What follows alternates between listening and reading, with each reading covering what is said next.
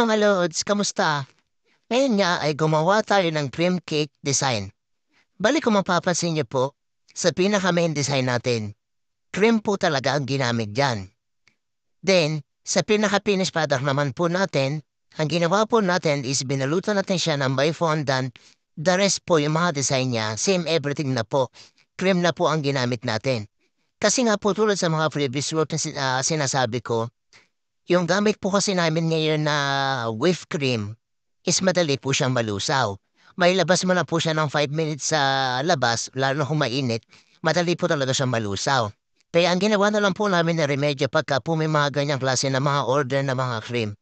Binabalutan namin siya kakulay ng design by fondant para lang po magawa namin siya na maayos.